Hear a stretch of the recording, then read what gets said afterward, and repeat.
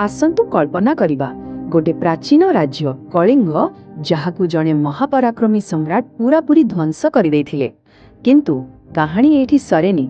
आज आमे से ध्वंसावशेष भितरु उठिथिबा जड़े रहस्यमय राजांक कथा जानिबा।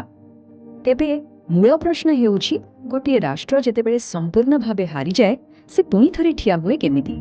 एटा खाली इतिहासर गोटे पृष्ठा नुहे, एटा हेउछि असंभव परिस्थिति भितर पुणी थरे उठिबार गोटे जबरदस्त काहानी। तेबे कलिंग केमिति निजर से हजि जाइथिबा गौरव को फेरी पाइला। देखंतु गोटे पटे आम पाखरे अछि सम्राट अशोकंक शिलालेख, जेउथिरे से निजे कलिंगर से भयंकर पराजयर कथा लिखिछन्ति। किंतु मजार कथा हेउछि आउ गोटे रहस्यमय शिलालेख मिलिछि जहा एकदम अलग कथा कहूछि। सेथिरे पराजयर कथा नाही बरं अछि पराक्रमर कथा। तेबे कलिंगर एई जो कमबैक व प्रत्यावर्तनर कहानी तार सबुठु बड़ बरं कहिबाकु गले एकमात्र प्रमाण हेउछि उदयगिरी पहाड़र से प्रसिद्ध हाथीगुंफा शिलालेख। आसंतु टिके भल भाबरे एहाकु देखिबा। एबे प्रश्न उठुछि एई शिलालेखटा एते गुरुत्वपूर्ण काहेकि? कारण हेउछि जदि एइटा नथांता ताहाले खारबेल बोली जणे राजा थिले बोली आमे केबे जानि पाइ नथांते। से केवल गोटे किंबदंती होई रहि जाथि। कहबाकु गले सेही जुगर इतिहास को बुझिबा पाई आम पाखरे एही गोटिए मात्र सत्य अछि।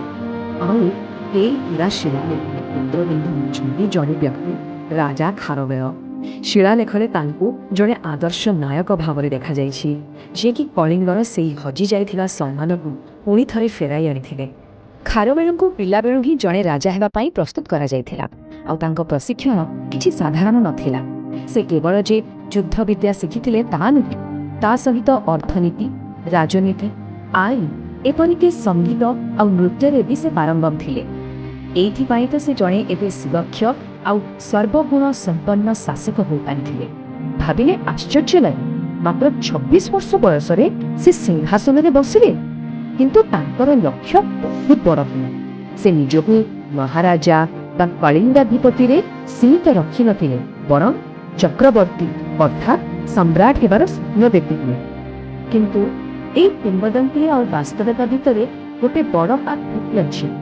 इतिहासकार मानक पाई एही शिलालेख को बुझिबा सेतेटा सहज काम नुहे, कारण एहाकु नै किछि बड़ बड़ समस्या अछि।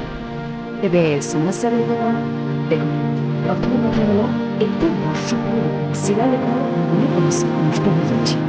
द्वितीय एथिरे व्यवहार होइबा भाषा एते पुराना जे तार सठिक अर्थ बाहर करबा बहुत कष्ट।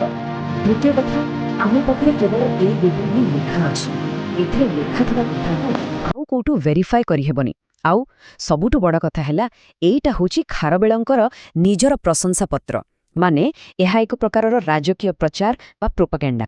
सेथिपाई जदिओ एही शिलालेखर मूल्य बहुत, एथिरे लेखा थिबा प्रतिटी कथा को आखि बुझी मानि नेबा ठीक नुहे। इतिहासकार मानंकु जणे गुप्तचर भली प्रतिटी धाड़ी को संदेह आखिरे देखिबाकु पड़े आउ ता भितरु सत बाहर करिबाकु पड़े।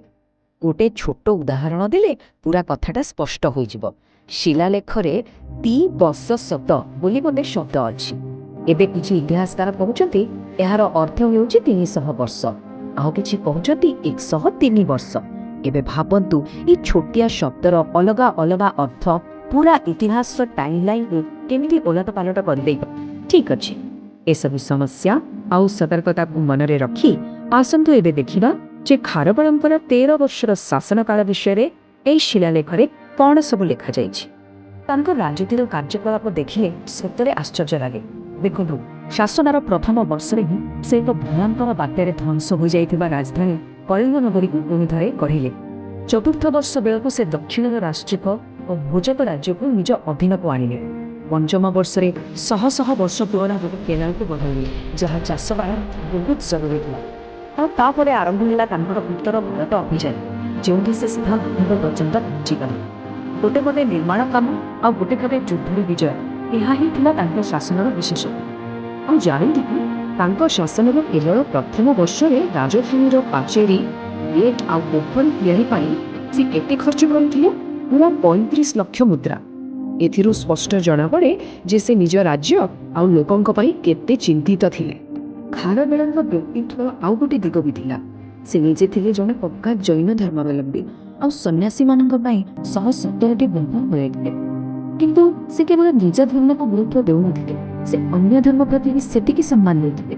ବୌଦ୍ଧ ଭିକ୍ଷୁ ହୁଅନ୍ତୁ ବା ହିନ୍ଦୁ ଋଷି, ସମସ୍ତଙ୍କ ପାଇଁ ସେ ରହିବା ବ୍ୟବସ୍ଥା କରିଥିଲେ।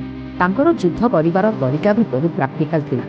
ସେ ସାଧାରଣତଃ ଜିତିଥିବା ରାଜ୍ୟକୁ ନିଜ ଶାସନରେ ମିଶାଇବା ବଦଳରେ ସେମାନଙ୍କଠାରୁ ଧନ ସମ୍ପତ୍ତି ଆଉ ବାର୍ଷିକ କର ନେଇ ଫେରି ଆସୁଥିଲେ। ବୋଧହୁଏ ଏହାଦ୍ୱାରା ସେ ଅଯଥା ରକ୍ତପାତ ଆଉ ଯୁଦ୍ଧର ଧ୍ୱଂସଲୀଳାରୁ ବଞ୍ଚିବାକୁ ଚାହୁଁଥିଲେ।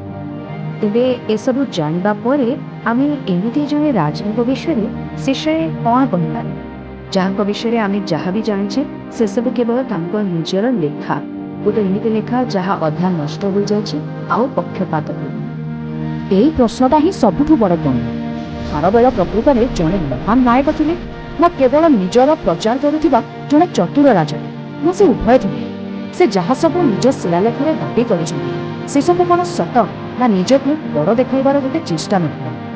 ଏତିକି କଥା ସତ ଯେ ଖାରବେଳ ଜଣେ ବାସ୍ତବ ଐତିହାସିକ ଚରିତ୍ର ଥିଲେ, ଏଥିରେ କୌଣସି ସନ୍ଦେହ ନାହିଁ।